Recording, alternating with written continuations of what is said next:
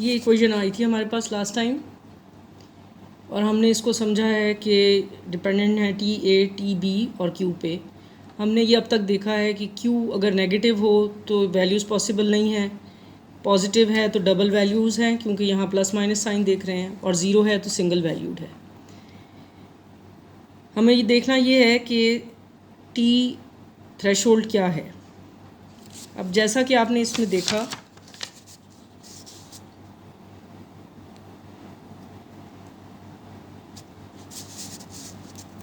T threshold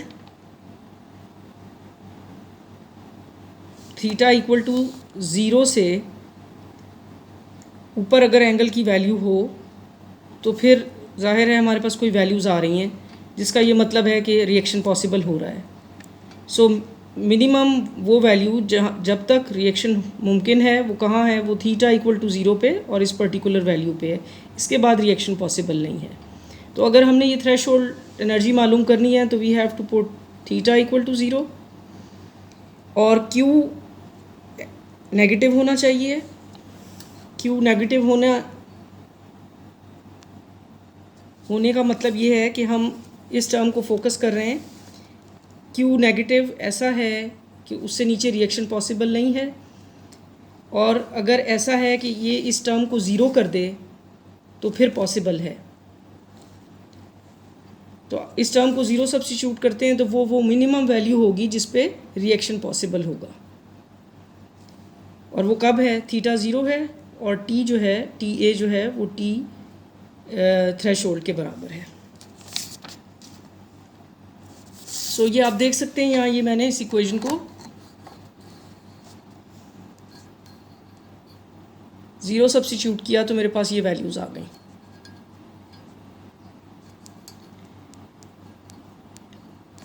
इसमें मुझे terms अलग अलग करनी है थ्रेशोल्ड की और उन टर्म्स में जिनमें क्यू आ रहा है, इसलिए ये मैंने सेपरेट कर ली हैं।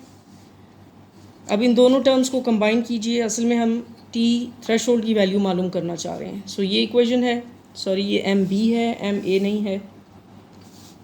सो जिन इक्वेशंस में टी एच है उनको एक तरफ कर लीजिए और इसको इज इक्वल टू के दूसरी तरफ ले जाइए। So what we will have M A M B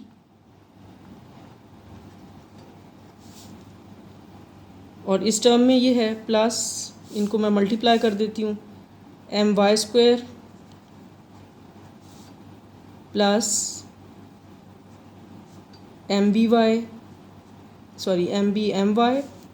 ये दोनों टर्म्स मल्टीप्लाई हो गई फर्स्ट टर्म से, अब ये दोनों सेकंड टर्म से, minus M Y M A minus M B और एम ए।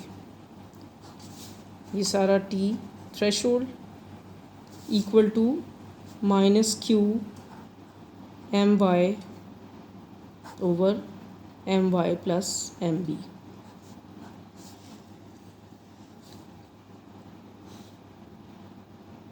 इसमें से ये टर्म कैंसिल आउट होती है और यहाँ से हम एम वाई कॉमन ले सकते हैं। ये एम वाई इस एम वाई से,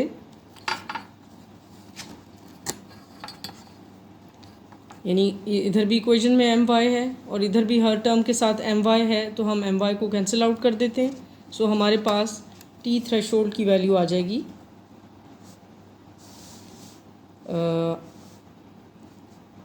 पहले तो मैंने y को ले लिया, दो स्टेप्स में इसको कर लेती हूँ, plus M B minus M A. ये जो इधर से कॉमन लिया है एम वाई, ये इस तरफ कैंसिल आउट हो जाएगा, यहाँ पर कैंसिल आउट हो जाएगा। So we will get minus Q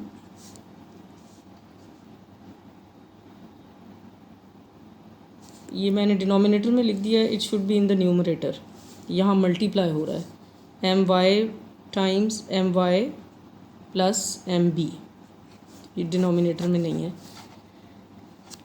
so Q M Y times M Y plus M B, again I wrote it in the denominator, M Y plus M B. अब ये T threshold क्या हो गया, minus Q my plus mb over my plus mb minus ma। तो ये value है हमारे पास जब रिएक्शन स्टार्ट होगा इस एनर्जी पे। इससे नीचे रिएक्शन नहीं होगा, इसके बाद डबल वैल्यूड फंक्शन होगा, क्योंकि इसकी ये कब था, जब ये ज़ीरो था। ये वाली टर्म ज़ीरो सब्स्टिट्यूट करके हमने टी थ्रेशोल्ड की वैल्यू मालूम की। जब ये ज़ीरो से ज़्यादा होगी तो यहाँ पर हम देख रहे हैं कि दो वैल्यूज़ पॉसिबल हैं, क्योंकि ये प्लस माइनस है function. So this term plus that one, तो फंक्शन डबल वैल्यूड होगा। एक सिचुएशन ऐसी आएगी कि जब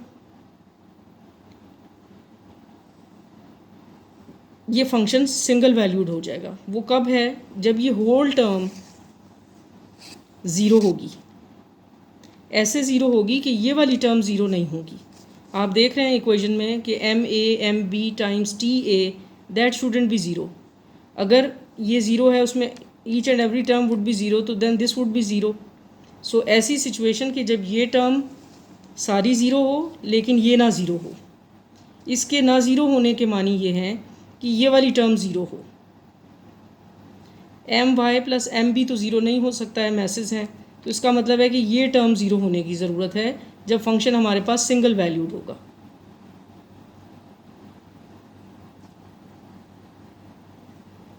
सो ये ज़ीरो हुआ तो ये सब ज़ीरो हो गया, और दिस प्लस माइनस दिस, जब माइनस करेंगे तो ये कैंसिल आउट हो जाएंगी, ज़ीरो आ गया। जब प्लस करेंगे तो एक वैल्यू आ जाएगी।